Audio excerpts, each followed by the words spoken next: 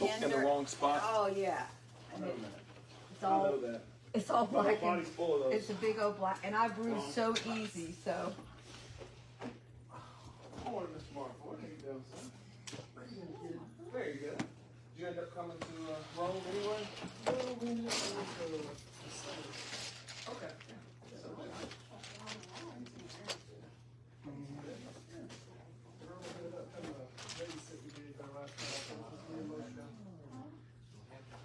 That pollen got you all messed up? I just now heard it and I was standing over talking to you earlier. Oh, yeah. It normally gets me. Ain't got you yet. Not yet. It's coming, I'm sure. Yeah, this Yep. is, and it's just getting the right temperature. My wife likes to raise the windows in the house. Oh no. I'm trying to explain to her, this is not what you're supposed to do. That's great. But still, you got anybody off for spring break? Oh no. Pastor Jeff's not here today. Looked in Sunday. Well, I was thinking either people were gonna lay out or the people that was normally in his class would come in here, so. Oh, yeah, that's true too. You think? Yeah, so I didn't know how. I guess they all laid Or out. either that, because you guys are on spring break this Yes, week, this week. Yeah. and we just came off of spring break, so Yeah. because we got home yesterday. So I mean, you come for Easter, that counts for a couple months, you know? Yeah, you good for a while. You don't have to come for a while. You good for a while. That is funny. How did y'all get away with not going for spring break? Y'all always take trips. We never take them when we're supposed to. You know, I think that's probably the problem. We only take them when you're not supposed to. Oh, I think I got this thing ready here. Amazing. It just now went off. Did it? Let me give you this thing. There we go. I like the idea of the QR code. I don't know if anybody's using it. Good morning, Miss Tracy. Tracy, I was picking on your post there yesterday. yours, what? I know that was before your time. Probably never seen a camcorder. She's looking for something to take her camcorder to her DVDs. And I was actually just thinking, do people put stuff on DVDs still? I was thinking it was Blu-ray now, but I don't know. Well, it's actually one thumb guy. drive. Yeah, he said Yeah, if he runs a that's thumb better. drive, he can get more on it. That's better. Yeah. Because I can't watch any of the videos of the kids in their little. Who would want to watch those? You see them one time, why you gotta see them again? You won't. Okay. You wait to tell me last minute. See, same thing with Dr. J. Yes, we got it. It's not last minute at all. Dr. J was before my time. That's why I didn't know who I'm Dr. J going to was. tell you what, that offends me. That as Americans, we know so little of our own culture that we would consider Travis Tritt on the same level of famousness as Dr. J. I just got What to kind wait of till you comment on conversation is this. this? I knew you would comment. I knew that Kevin Drew had something to do with it because that I man did would too, yeah. argue. What he does, he gets in whatever, and he's just going to, it doesn't matter how wrong he is, he's still there. He just digs in on it. Okay, who's the other person you were talking about? It does sound familiar, doesn't it? D, that? Deshaun is Kobe's cousin, so that would be April and Kevin's nephew, Okay. who lived with him for the last 10 years, pretty much. So This is not the baby. Is this the baby? no, Okay. that's Ernie next door. And Ernie lives with them too, right? He lives with him. I thought he did, didn't They I? got a big house. Okay, who's the, don't they have two sons? Yes, Kobe and Cavante. Cavante's the older. And he lives closer to Atlanta? Yes, Okay. he's something important now, I think. Pastor? I like that. Something important. Very like Yeah, he's very smart. or I don't think Kobe got the brains. I think. have you got the athletic? Yeah, no, exactly. That's right. That's very funny. Very funny.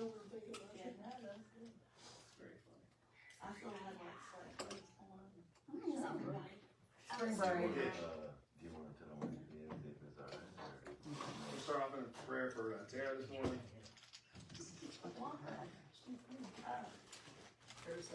Yeah, because you have a big mouth. I do. I need to That pray is for true. you. That is true. So what you get about this trip, how to go away with your husband? Hey, I think I'm gonna have it perfected before long. We have put hours and hours this week into the Menendez brothers. Oh gosh, it's We- so sad. We can tell you everything. Oh my God. We can tell you everything's all right. What's it on? They killed their Netflix? parents. They Yeah. killed their parents. No. Yes, Well, we there is a ended up Netflix in one. Fox Nation. There's an Amazon one which is 2017, where Eric tells all. But the brand new one's on Fox Nation, where now that this new, It is like, so what new we did before we information's watched the new one, we went back and Yeah. watched the old one, you guys know what 2017. they're talking about. Didn't they butcher their, like, they butchered They their. butchered them. Well, you gotta watch it though. It's like, I mean, like, I'll just give it to you in 30 seconds. They are psychopaths. no, they No, see, are. that's- No, they no, see, are. They were abused, weren't they? Oh, it was They started were at super like abused. 6, like So- super abused. So Like, what they happened didn't have in any the friends. 1990s, this was like the biggest case in Los Angeles, which is saying a lot. Oh, They yeah. said O.J. it's Simpson, after that. what's the cocaine guy? Rodney King. You Oh, got yeah. all these different things, and they lose all of them. And so they got to win one. And so the whole thing's rigged, which I like those conspiracy type things, you know? Yeah. They try them, it's a hung jury. They're like, we have They to have win. 2 We separate have to juries win. because they had And each so they try them each again. brother But had before his they own try jury. them again, they come out with 2 movies.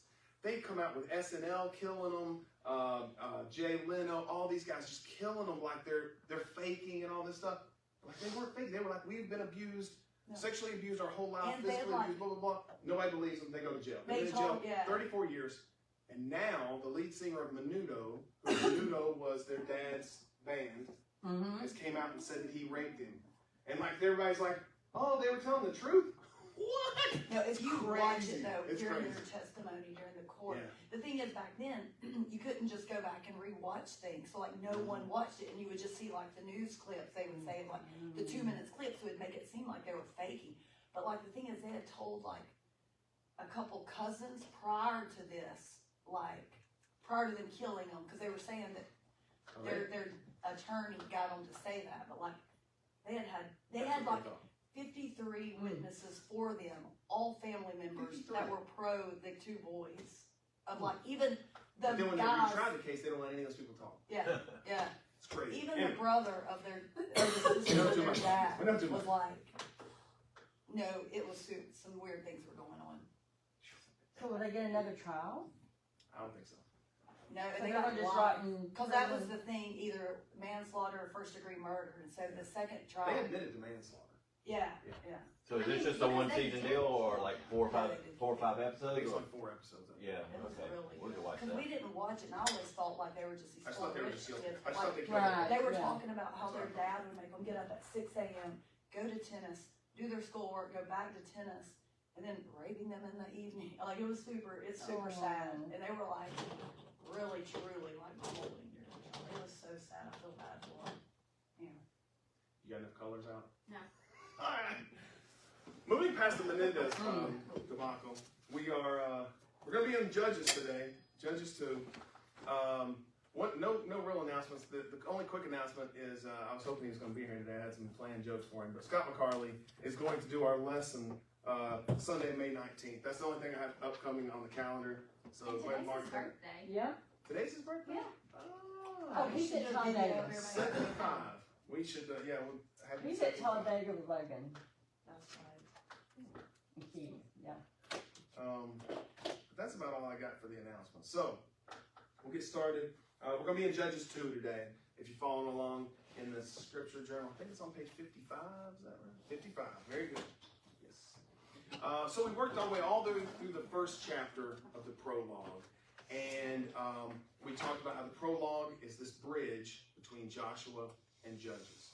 And the whole prologue really just retells the story, recapsulates it, and then brings it in. It starts with this military report. It talks about the conquests or the anti-conquests, whatever you want to call it, as they're supposed to be taking the land back over.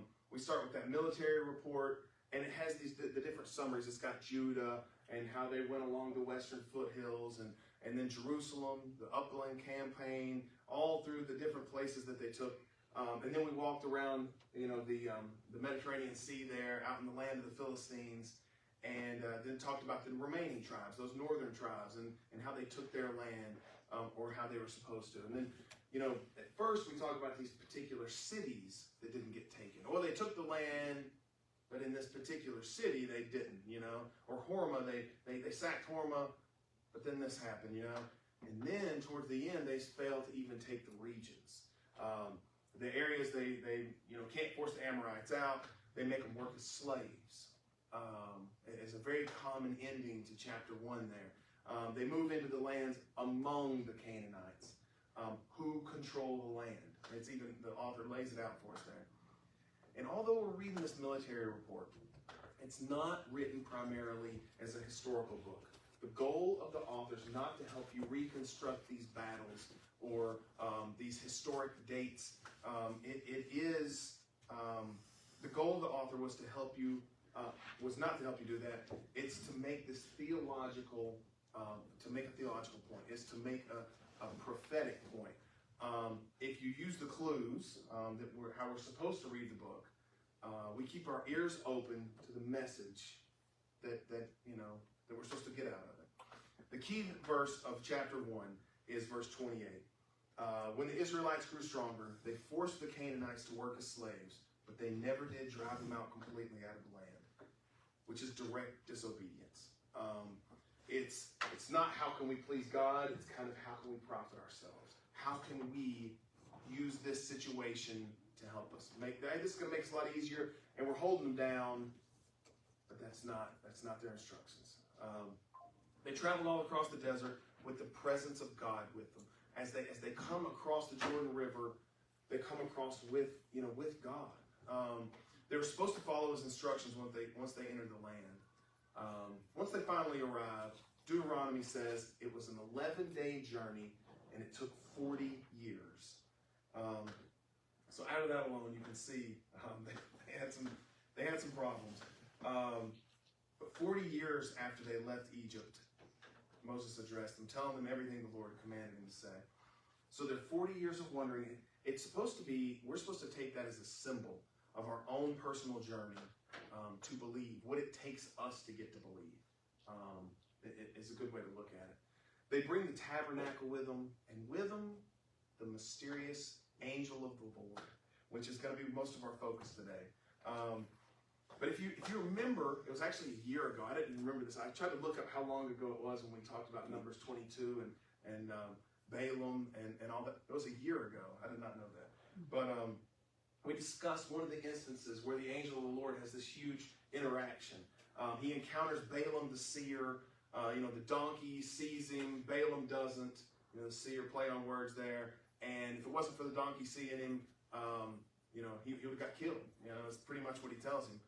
He beats the donkey. The angel of the Lord explains that the donkey saved his life, and he leaves Balaam to go bless the Israelites. And he has these different instances throughout the Old Testament. We're going to talk about a bunch of them. But in Joshua 5 is the last time they talk about him before Judges 2. In Joshua 5, I'm just going to read a little bit of this. When Joshua was near the town of Jericho, and if you're on your maps, you were right there above Jericho. He looked up and he saw a man standing in front of him with a sword in his hand. Joshua went up to him and demanded, "Are you friend or foe?" "Neither one," he replied. "I am the commander of the Lord's army." At this, Joshua fell with his face to the ground in reverence. "I'm at your command," Joshua said. "What do you want your servant to do?" The commander of the Lord's army replied, "Take off your sandals, for the place where you are standing is holy." And Joshua did as he was told. So we see Joshua's encounter. And the most important takeaway from this encounter for today is our map. Our map puts us right there, exactly where we're going to pick up today with the angel of the Lord. He's still there. I find that super cool. But Joshua speaks with the angel of the Lord near the town of Jericho. Just north of Jericho is Gilgal. Is that right? Just north of Jericho is Gilgal. That's right. And it's about 2 miles. That's my guess. If you measure in between Jericho and Jerusalem, it's 23 miles. So you can kind of come up with, it's a little smaller. Anyway, it's quite a lot smaller. But Gilgal, it's on the eastern foothills of the western mountains. We talked about those western mountains as we went along the west side of the foothills earlier. It is the understanding that was the angel of the Lord that Joshua encounters there. Just go ahead and rule that out, because it doesn't technically call him. He says he's the commander of the army, but that would be the same understanding that he's the angel of the Lord. So this is west, where the Israelites crossed the Jordan. The Israelites crossed the Jordan, and right here is where they stop. Right where this encounter takes. Their first battle is right there at Jericho. They bring the tabernacle across the Jordan River, and they leave it here. The The Ark of the Covenant is here. In Joshua 4, verse 17, so Joshua gave the command, as soon as the priests carrying the Ark of the Lord's Covenant came out of the riverbed and their feet were on high ground, the water of the Jordan returned and overflowed its banks as before. The people crossed the Jordan on the 10th day of the first month. Then they camped at Gilgal, just east of Jericho. It was there at Gilgal that Joshua piled up the 12 stones taken across the Jordan River. This is where he builds the memorial that they're supposed to remember. This is the holy ground area that the angel of the Lord has been left at up until this point. All right, so we'll open in prayer, and then we'll jump right into it. Dear Lord, we just thank you so much for bringing us in here this morning. We ask that you challenge and change us. Open our minds this morning to understanding your word, to revealing yourself to us, to have us question our own thoughts and beliefs, so that we can come back more reinforced in our thoughts. We ask that you bless our time together. It's in your name we pray. Amen. All right, so we've got some good stuff this morning. The Lord's messenger comes to Bokeem. And for me, just to kind of set up the whole chapter here, I want to explain just a little bit of the structure of chapter 2 before I go into it. Because I feel like sometimes if you know what you're going to get, you can take it in a little bit easier. Chapter 2 is broken up into 4 sections. In any Bible, there's a couple of translations, there's 5, but in the NLT it's 4. You start off with the Lord's messenger comes to Bokeem. The divine messenger, the envoy of Yahweh is another awesome name. And what that first section does is it gives us God's perspective on chapter 1.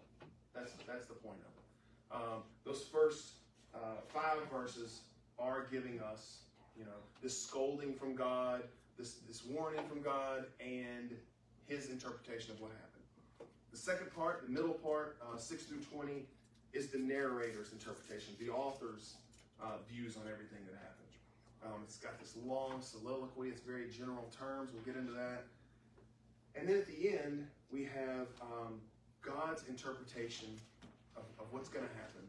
And then we have the conclusion. That is the structure of chapter 2. I just kind of want to go over that a little bit, just to kind of give you this first part is we're tied in with God here again, which is, you could say it's the first time in the book, but technically we've got that first verse. So, chapter 2, verse 1. The angel of the Lord went up from Gilgal to Bokeem and said to the Israelites, I brought you out of Egypt into this land that I swore to give your ancestors. And I said I would never break my covenant with you. For your part, you are not to make any covenants with the people living in this land. Instead, you are to destroy their altars. But you disobeyed my command. Why did you do this? Now I declare that I will no longer drive out the people living in your land. They will be thorns in your sides, and their gods will be a constant temptation to you. When the angel of the Lord finished speaking to all the Israelites, the people wept loudly. So they called the place Bokeem, which means weeping, and they offered sacrifices there to the Lord. So, we've got this scene. I mean, this is like a big scene. And the first question is, who's the angel of the Lord? Who is the envoy of the Lord? I like envoy of Yahweh, that's fancier. The Hebrew term there is Melech Yahweh, which is messenger of God. You can break it down as small as you want to, but Melech is a messenger. He is an angel, which is just another word for messenger. The most common interpretation in almost every translation is the angel of the Lord. And for me, unfortunately, as soon as we say the word angel, we all have all kinds of different pictures that come up in our head, We have, that's good, you already have. We have, in 2024 American culture and context, we have this winged creature who flies around, or you got these fat babies with the little bow and arrows. They're definitely naked though, and they probably have a halo. So that's kind of what we all have in our head, unfortunately. A very strange statistic is when polled, 7 out of 10 American adults believe in angels. Now, of course, that's not all the exact same things, but they believe in angels in one way or another. That's a pretty strange, number, because you'd be thinking it's like 1 out of 10, you know, that's what I would thought. But I wish they would ask a couple other questions, including in that same poll, you know, like when you say angels, do you mean fairies? Do you mean, you know what I'm saying? Like, what do you mean by angels, you know? But in the Bible, there's no mention of the angel of the Lord having wings. Unfortunately, that is going to be one thing. He doesn't have wings. He's very commonly looked at as a man, just over and over. You wouldn't look at a guy with wings as if he were a man, just throwing that out there. There's no mentions of angels having wings in the Bible either, which is contradictory to what we all think. So that we've got, so right there in your head, you just said, what about the cherubim and the seraphim, you know, or seraphim, however you want to pronounce it. For me, it is the understanding that those are not angels, you know. Now what you're doing with that is you're complicating things, because then you have another class of spiritual beings, you know. Yes, we're in some Michael Heiser supernatural talk here. I feel like at the layman level, we say they're classified as angels to not complicate things. I think that's a nice way of putting that. But for me, they're nothing like angels. The cherubim, they're these guardians of the sacred space. They are the protectors of the realm of, you know, celestial beings, you know. The seraphim, they have these 3 sets of wings. They're very particular. A very strange thing about the seraphim, although we've heard that name 1,000 times, it's only mentioned twice in the Bible, in Isaiah 6, and that's it. And that's the only time they're mentioned. But again, very similar. They are these, they're with God, they're in his space, they're in heaven, is another way to look at it. Whereas angels have a much different, much more broad take on everything. Angels just in general. Now, the angel of the Lord, he's a specific. He is, for me, a particular. He does carry a sword at times. He had a sword in that story. He had a sword in the Balaam story. He's a messenger. Another fancy word is an envoy. I like that. He's a representative of God. He's an emissary who performs special functions at particular times in the history of Israel. A couple quick ones are when Hagar is thrown out. When Hagar goes out into the desert, the angel of the Lord is the one who meets her, finds her underneath the tree, says, don't worry, you're going to have a nation, you know, all these kind of things, and then speaks to Ishmael as well. The angel of the Lord comes to Abraham and Isaac. He comes to Moses in the burning bush. We just skip right over that. In Exodus 3, it says, one day, Moses was tending his flock with his father-in-law Jethro, the priest of Midian. He led the flock into Sinai, the mountain of God. There, the angel of the Lord appeared to him in a blazing fire from the middle of a bush. Moses stared in amazement. Though the bush was engulfed in flames, it didn't burn up. This is amazing, Moses said to himself. Why isn't that bush burning up? I must go see it. Then the Lord saw Moses coming to take a closer look. God called to him from the middle of the bush. Moses, Moses, here I am, Moses replied. First thing I say when I read that, when I'm focused on the angel of the Lord, is how many people are in that bush? Because you got the angel of the Lord's in the bush, you got God's in the bush. Hold on a second here. This is a much bigger bush than you'd think. This is one of the bushes in my front yard. Anyway, if there's an ancient writing rule, it is when a messenger speaks, they speak on behalf of the one who sent them. That's an excellent rule.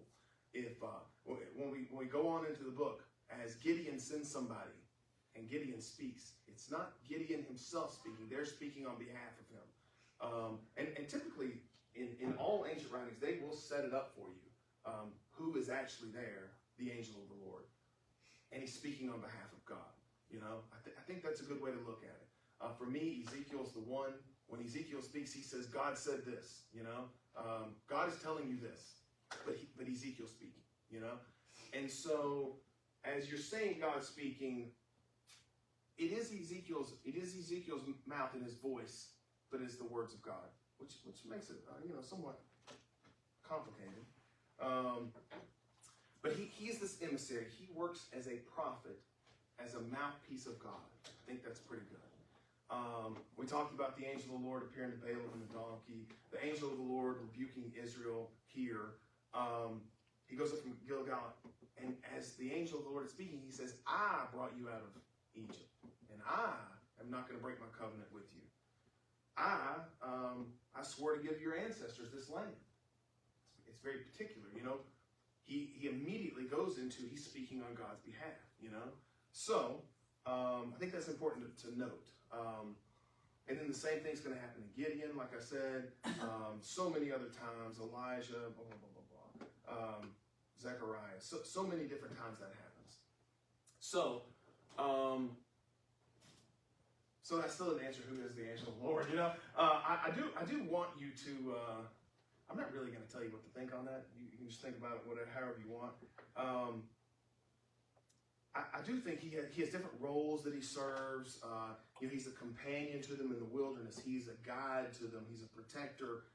He's also, he turns into an assassin or a destroyer in 2 Samuel. He has a lot of different roles as he encounters them. There's a lot of different ways to interpret the angel of the Lord, the divine messenger. You can say he is this unique spiritual being who represents God to the Israelites. I think that's a fair saying without trying to think about it too much. Another interpretation, which I don't mind, is he's just a prophet.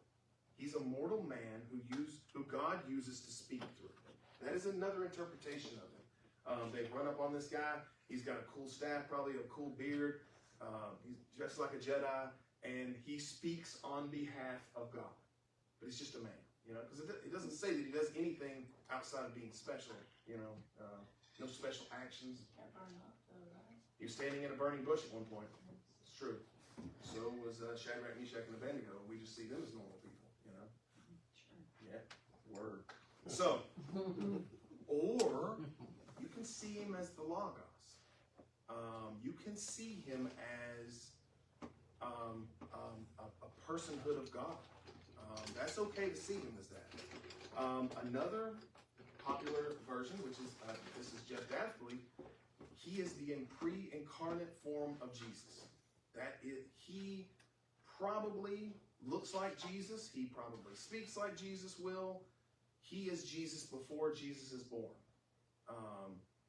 He's essentially Jesus. That's an okay way to look at a Christophany, an appearance of Jesus before he's Jesus, or a theophany, appearance of God in a man's body. Theophanies of God himself. There's many other times in the Old Testament where we do accept these theophanies. We do accept that it's God there. The Lord appears to Abraham. Jacob wrestles with God. Who's Jacob wrestling with? He's wrestling with God.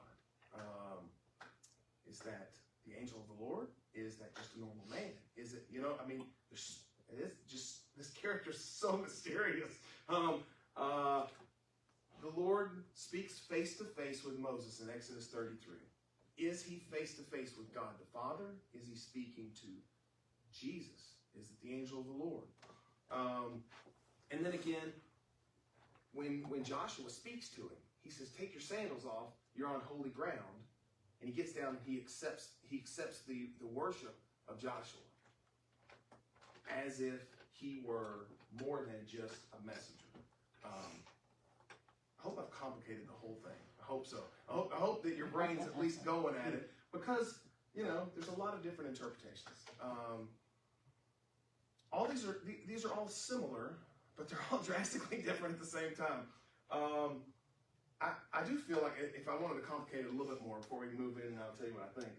The KJV doesn't read the angel of the Lord. The KJV reads, "And an angel of the Lord came up from Gilgal to Bochim." An angel is used, never the angel. It's very different understanding the King James as opposed to a modern translation. Even the New King James calls it the angel of the Lord. But it does seem like he's a unique angel for me, not just an angel. Here's another tie together. Let me complicate it one more time. In Luke 1, Zechariah is there. He's talking to the angel. He says, "How can I be sure this will happen? I'm an old man now. My wife's, she's old also." And the angel says, "I am Gabriel. I stand in the very presence of God. It was he who sent me to bring you this news." Is Gabriel the name of the angel of the Lord? Oh man, I hope everybody's like, man, I wish you'd just tell us. I don't know. It's a very complicated issue. I will say, many times in my life, I would have told you, oh, it's definitely this.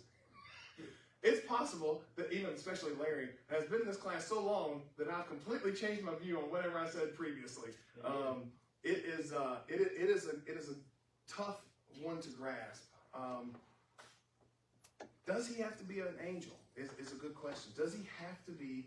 Can he just be a man or a prophet? Who is this messenger? I do believe he's more than that. But if you want to say he is, then that's fine. If you see him as God or Jesus, well, a thing to do there is when we go back to chapter 1, verse 1 of Judges.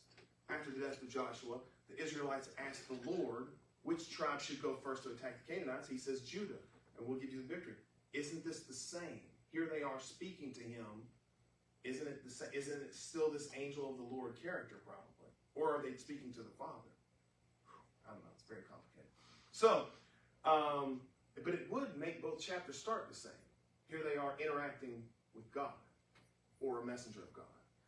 Daniel Block, who is the guy whose commentary I used for most of our notes, most of them, he agrees that the first two chapters function as this as one to some degree. It's two sides of a coin. You got chapters 1 and 2. You got the report, and then the interpretation of that report. So he likes the idea that the person speaking at the beginning is the same in both. So you can take whatever you want to out of that. I love the idea that he is he's a spiritual being. He's above and beyond. One of my main reasons for that is in Numbers 22, Balaam's encounter. Balaam can't see; only the donkey can see. Is the sun in his eyes? I don't know. There could be all kinds more to that. He just seems like he's more than, is what I'm going to say. Many people believe that as God escorts Adam and Eve out of the Garden of Eden and pushes them out, it's actually the angel of the Lord who escorts them out. I don't know. It's good. Anyway, we're off the subject. Back to where we are. So where are we? Where are we right here with the angel of the Lord? That's such an important part to us today. The angel of the Lord left Gilgal and went up into the western mountains to Bochim. And so he's going towards the sea. Bochim is not a city, it's a place, it's an area. Verse 5 says, so they called the place Bochim, which means weeping, and they offered sacrifices there to the Lord. So they call the place weeping, or to weep for, in this present tense. We are crying is a good way of looking at it for me. I like crying. But the area is east of, it's west of the Jordan River. It's going towards where Manasseh and Ephraim, there's kind of a line there. It's right in there. Where Ehud, the left-handed judge's marker is. If you see Ehud, it's pointing right there to the same spot. It's in that area. Just right beside Bethel. Bethel's another good place where people say this is at. So he leaves the Jordan Valley near the town of Jericho, and he went up to Bethel. Gilgal to Bochim. And then the message of the messenger. He says, I brought you out of Egypt into this land that I swore to give your ancestors, and I said I would never break my covenant with you. For your part, you are not to make any covenants with the people living in this land. Instead, you are to destroy their altars, but you disobeyed my command. Why did you do this? So now I declare that you will no longer drive out the people living in your land, but I will no longer drive them out. They will be thorns in your sides, and their gods will be a constant temptation to you. And in this part, it could be broken down kind of in three parts. So it's kind of like God's past favors is a good way to look at that. God rescued them from Egypt. He kept his promise. He brings them to the promised land, and he promises he's never going to break his covenant. He's faithful to them. And then his demands. Because God's been faithful to them, he demands a response. He expects a positive response. You're not to make any covenants with the Canaanites. You're not to leave any Canaanite religious symbols laying in the land, standing in the land. That's all throughout Deuteronomy. Do not do that. When you take the land back, when you get there, we're going to wipe all that stuff out. He calls for their exclusive obedience. And then he gives them this warning. If you don't drive them out, if If you don't turn them away and cling to the customs of the survivors of these nations remaining among you, and if you intermarry with them, then know for certain that the Lord your God will no longer drive them out of your land. Instead, they will be a snare and a trap to you, a whip for your backs, and thorny brambles in your eyes. And you will vanish from this good land the Lord your God has given you. And that's the warning. It's the same warning that he gave them in Joshua 23. So, we've got this announcement of judgment. If you don't do this, here's the result. Because of your disobedience, God will no longer drive them out. He will permit them to remain in the land as a snare. I like that one. That's a pretty good one. The literal words are, they will be in your sides. I kind of like that. That's pretty good. You're not going to be able to shake them, you know? The NLT, for me, is one of the best translations, though. It says, they will be thorns in your sides. I think that works for me. For me, I've been in thorns in my sides my life, and it is I know what they're talking about. You know what I'm saying? Do not like that. But that one works great for me. And then we have their response. Their response is they weep. They openly cry. As a group, they offer sacrifices to the Lord. And for that, we're supposed to they repent. They're changed. They see what they've done. Right? But anyway, we'll see how that goes. Only time will tell. But if this is repentance, they would respond by changing their lives, not repeating the sin, not continuing to go deeper into it. Before we go to verse 6, look at what the messenger said, what the envoy said. How does he interpret the Israelites? Is a good way to look at it. He sees them as they're torn between God's way and the Canaanite way. That's the way God sees them at this point. They're at the beginning of their history in the land. They're just now, functioning as themselves, and they're torn. They're at this point in which they have to choose. Which way will they go? And then, how's he going to deal with them? Is he going to deal with them with justice? Is he going to deal with them with grace? There is this divine tension that he's got, that they've got. I mean, it is like, what's going to happen? Only terribleness.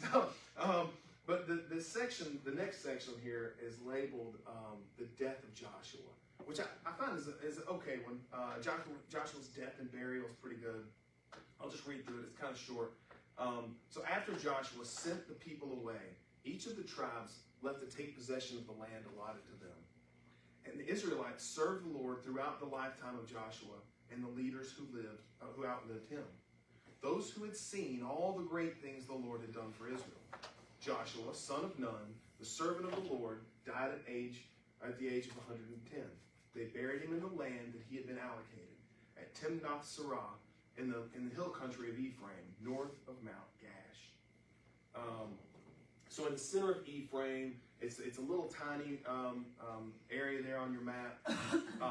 If you see the word Deborah, it's in the D. That's where it's at. It's behind her marker there.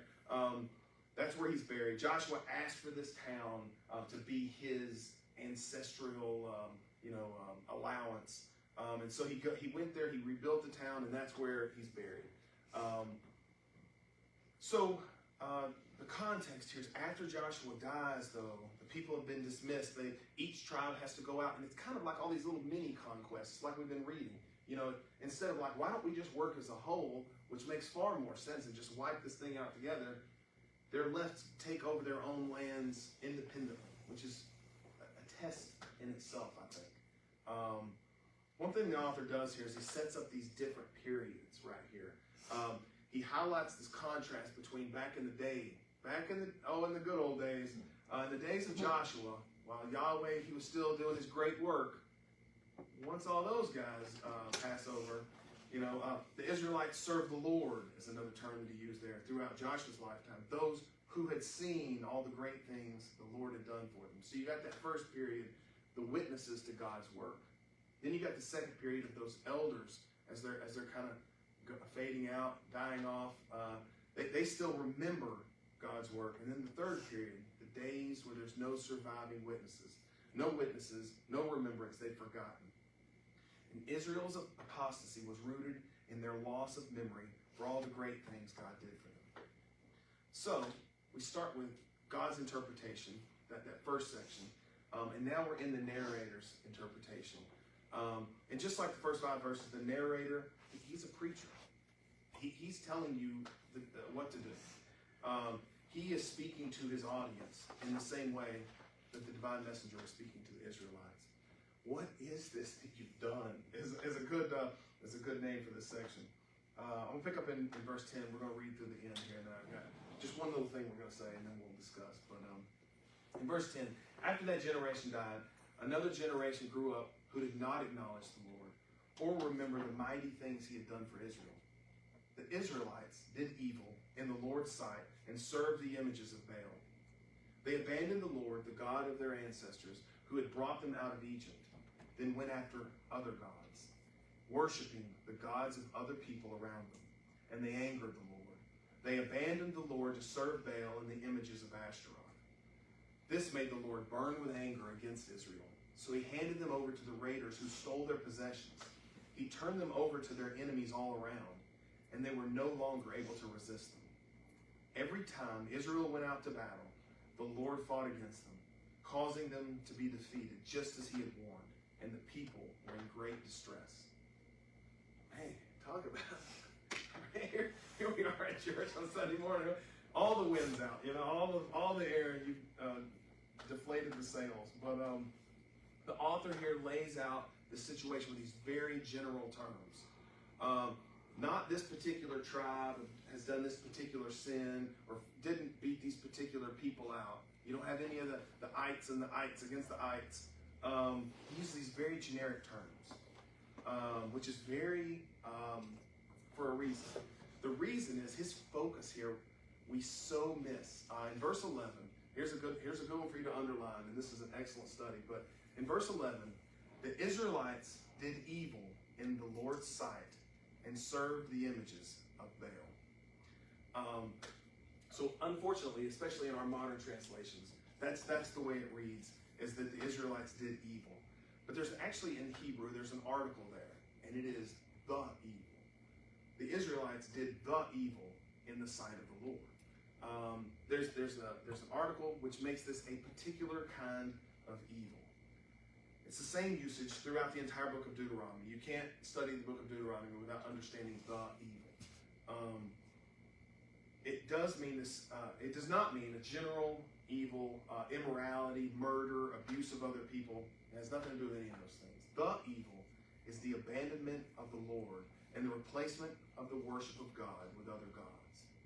And that's exactly what verses 11 through 13 are about. It lays out the evil for us. In verse 11, they served the images of Baal. In verse 12, they abandoned God and they went after other gods of the people around them. And then in 13, they abandoned the Lord and served Baal and the images of Ashtoreth.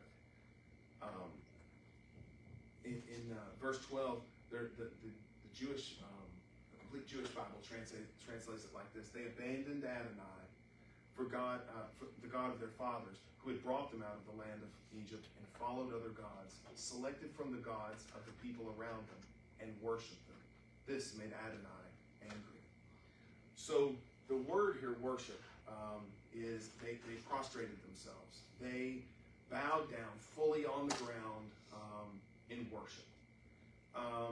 And so many times for us, I feel like as soon as we hear the word worship, we disconnect from what's going on in the Bible. In the word, the word for us means so many things. For us, worship's what we do in church. For the most part, it's the music that we have in church. That's typically what our understanding of worship is. Both the Hebrew and the Greek words for worship have nothing to do with music. They have to do with this physical prostration before their superior. That is what that means. When you worship something, you're making yourself small in front of something that you're making large. So Judges 2:12 also reads, so they forsook Yahweh, the God of their fathers, who had brought them out of the land of Egypt, and followed other gods from among the gods of the other people who were around them, and bowed themselves down to them. Thus they provoked Yahweh to anger. They're bowing down to a superior, which is those gods that they selected from around them. They're bowing down to an image or an idol. The evil. If God were to make a list of specific list of instructions. Let's say 10 specific instructions. And what would he start with? What would be the most important to him? Exodus 20. Then God gave all the people all these instructions. I am the Lord your God, who rescued you from the land of Egypt, the place of your slavery. You must not have any other God but me. You must not make for yourself any idol of any kind or any image of anything in the heavens or in the earth or in the sea. You must not bow down to them or worship them, for I, the Lord your God, am a jealous God who will not tolerate your affection for any other gods. I lay the sins of the parents upon their children. The entire family is affected, even children in the third and fourth generations of those who reject me. I'll read the next one too. But I lavish unfailing love for 1,000 generations on those who love me and obey my commands. You must not misuse the name of the Lord your God. The Lord will not let you go unpunished if you misuse his name. And for me, I feel like when you have this focus on especially the first half of the commandments, the 10 commandments, man, like God is speaking to you. He's telling you what's the most important, just as the angel of the Lord just told them. And here they are still making that same mistake. It's very unfortunate, but I do feel like it's very easy for us when we read through the 10 commandments, we just glance right over like 4 of them. Oh, that doesn't affect me, that doesn't affect me, that doesn't affect me. But like, man, this affects all of us. Putting things other than God as this superior thing in your life is very easily done. And so they fall into that same trap just as we do. We'll close there. Anybody have any thoughts on either the evil or the angel of the Lord? If you have a different take on the angel of the Lord, I'd be willing to listen to it. So when we come to worship, we really don't worship according to... Woo! Now that's a good question. That's a good, I mean, we worship in the way we good. think, but according to the Hebrew word that you just mentioned, we really don't think we worship accordingly. Let me even say this. Up until about the 1920s, there is no going to church without you on your knees. There is none. Still today in Catholic churches and many traditional, primitive type layouts, you do not go into the worship service without you on your knees, in reverence, So there is something to that. We are in a very modern setting here. Now, could you say that it has much more to do with our hearts or where we're at, in our minds, in our thoughts? Okay, that's okay. I wouldn't argue that, I don't think. But would I think we're so prideful. we are. I mean, we're afraid to go, we're afraid to pray in front of, get on our knees. We're afraid to go to the front, even during our invitation, and pray because we're afraid what people are going to say about us. Isn't that very strange? I mean, it really is very strange. We come here, if you come to this building today, you come seeking God to some degree, And yet then we still judge each other for the things we do here. It's very strange, it is. I don't know, it's just part of, we're somewhat in this odd competition with our peers where we have to feel like we have to outdo them in some way. I guess that's where it comes from. I don't know. I can't let other people see me at the altar. Then they're going to know I've done things wrong before. I don't know where that comes from. Sometimes I think it's just maybe more of an intimate, it's more of an intimate something. I don't know. For me personally, I just look at it like, I don't know if that makes sense. But Maybe, now what you could say there is maybe sometimes people go with the wrong intentions. Maybe their prayers and I'm just saying maybe they do have the wrong, hey, look at me. That is a possibility. I would hope not, but I mean, that is possible. But there's a personalness to prayer, absolutely, but there's also a benefit to a group that worships together as one. I do think that is there's something there to that as well, So, as Jesus' instructions for us to pray in our closet, absolutely, Don't get up in front of everybody like all the Pharisees and let them hear your fancy, thus saith the Lord, some of that. So there's something to say, about that. It's a complicated issue. Do we pray like the people in the Bible, though? No, we don't. We don't worship like they do. We don't. Fast forward, 100 pages into David. Man, David's in a whole other category of like intimacy and like just reckless abandon in the way he does things and speaks. It's so much different. So, anybody have any angry outbursts? I do have a super cool picture. If you go to the next, this is a really cool picture. It's not as big as I hoped it would be, but if you look on your map, you can see there's a little triangle over beside the Jordan, over on the other side, over on the Jordan side, and it's called Mount Nebo. It's just right below where they cross the Jordan and they come into Jericho. So it's just a little bit southeast of Jericho. The Mount Nebo is where Moses dies. And Moses, he's up on top of Mount Nebo, and he sees the land. He sees the promised land. And the literal translation is he sees all of the land. And you're like, well, they probably didn't mean he sees all the land, But very similar to Lookout Mountain, where you can see 7 states.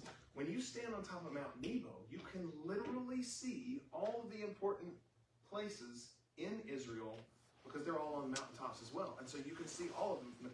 Super cool. Just throwing that out there. That really has nothing to do with anything besides our cool map. Just to give you there's where they buried Moses on top of Mount Nebo. He didn't make it in, but it's cool. Has nothing to do with anything. Next week we're going to continue in chapter 6. We're going to go all the way through chapter 3, verse 6, and which starts off with, the best. So we ended on this low.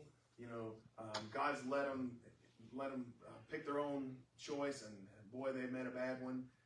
And then next week starts with, then the Lord raised up judges to rescue the Israelites from their attackers. Man, it's like such a big contrast. So we will we'll pick up there next week.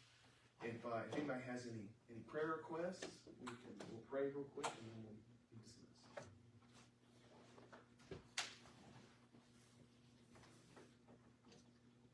All right, I'll pray real quick before we head out to worship. This is Paul's hymn of praise, 1 Corinthians 15:58. So my dear brothers and sisters, be strong and immovable. Always work enthusiastically for the Lord, for you know that nothing you do for the Lord is ever useless. Amen. Amen.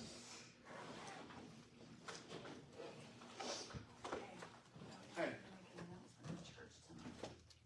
we're going to make that announcement. Don't you worry about it. No church tonight. There's made it. He's gonna forget in the service to say that. Maybe your gestures at him. I got Leanne up there with me. I'm making Leanne do some announcements too. I got you. Very